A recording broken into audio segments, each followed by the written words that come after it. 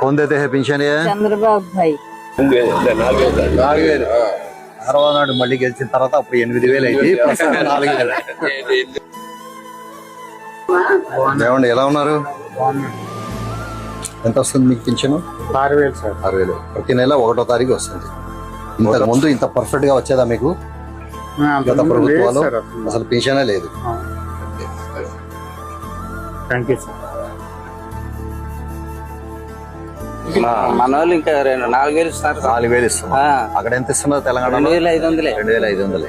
ఒకేసారి చంద్రబాబు నాయుడు గారు పెంచారు పింఛన్, డబుల్ చేశారు. డబుల్ చేశారు. అదే ఇంతకు ముందు ఎంత? 2000. 2200 ఇప్పుడు 4000. ఎంతమ్మా?